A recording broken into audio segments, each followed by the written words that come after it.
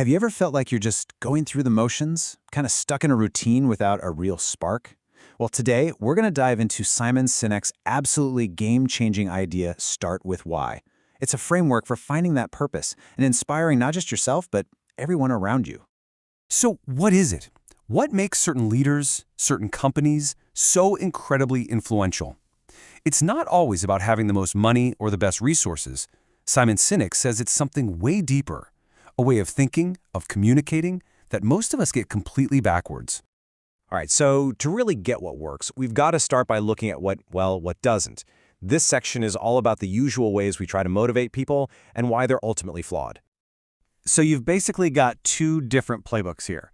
On one side, you have manipulation. Think bonuses, special offers, or on the flip side, the fear of what happens if you don't perform. These are your classic carrots and sticks. And yeah, they can work, but only for a little while. They don't build real loyalty. Then you have inspiration, which is all about a shared purpose, a sense of belonging, and that is what creates genuine, lasting commitment. And this right here is the heart of the problem. Most of us and most companies communicate by telling people what we do. Then, maybe we explain how we do it, but we almost never get to the why. We start with the clearest, easiest thing and work our way to the fuzziest. But the most inspiring leaders, they do the exact opposite. And that leads us perfectly into the centerpiece of this entire idea, the golden circle. This is Sinek's simple but incredibly profound model for how to flip that communication on its head. Okay, so picture three circles, one inside the other, like a target. Right in the bullseye, at the very core, is your why. This is your purpose, your cause, your belief. It's the reason you get out of bed in the morning. The next circle out is your how. These are your values, the specific actions you take that bring your why to life. And then, on the very outside, is your what. These are the results, the products you sell, the services you offer, your job title. So here's the big flip.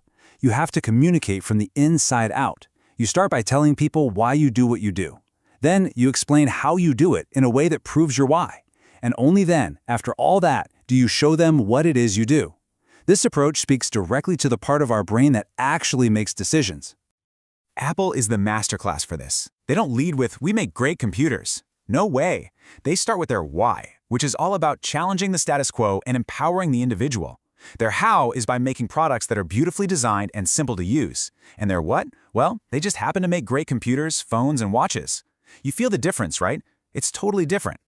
And look, this isn't just some clever marketing slogan. There's actual science, real biology, behind why the golden circle is so incredibly powerful. It all comes down to how our brains are literally built. So here's the wild connection. Our brain structure perfectly mirrors the golden circle. The why and the how. They speak directly to our limbic brain. This is the part of the brain that's responsible for all our feelings, like trust and loyalty. It's our gut instinct. It's the real decision maker. The what, on the other hand, corresponds to our neocortex, the part that handles rational thought, data, and language. You know, we love to think we're these logical, rational beings, but that's not really how it works. We make our decisions right here, in our gut, based on feeling. And then we use the logical language part of our brain to rationalize and explain that decision. So when you communicate the why, you're literally talking to the part of the brain that's in charge. So what's up with this number? Well, if you want to take an idea and make it a mainstream success, you have to cross a critical threshold, a tipping point. And that tipping point sits right around 15 to 18% of the population. According to what's called the law of diffusion of innovations, you can't get to the mass market, the majority, until you've first convinced about 15 to 18% of the market. And who are those first people? They're the innovators and the early adopters. These are the people who make decisions based on their gut, on what they believe. They buy your why. And only after you've won them over will the rest of the crowd start to follow. Okay, so that's the big idea, and that's the science behind it. But how do you actually, do this? How do you live it? Let's make it practical. It really boils down to three key things. First, you need clarity of why. You have to be able to state your purpose in a simple, clear sentence. It can't be complicated. Second, you need the discipline of how. Your values and your actions have to be in line with your purpose. You have to walk the talk. And finally, you need consistency of what. Everything you do, everything you produce has to be tangible proof of what you believe. This is the one phrase that just sums it all up. The goal isn't to do business with everyone who needs what you have. The goal is to do business with people who believe what you believe. That's how you create tribes, how you build real loyalty.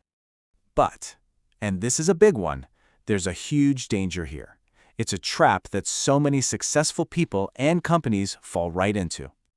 What happens is, as an organization gets bigger, as you achieve more success, it becomes so easy to shift your focus. You start chasing the metrics, the results, the what, instead of the original cause, the why. And that's when the purpose starts to get, well, fuzzy. The inspiration begins to fade. The only way to fight this is to be relentless about it.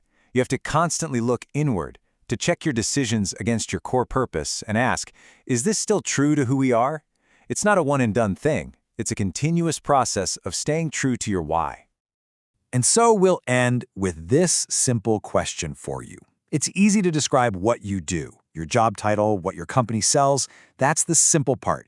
But can you, right now, clearly and simply articulate why you get out of bed in the morning? What's your purpose, your cause, your core belief? Because figuring that out, that is the secret to everything that follows.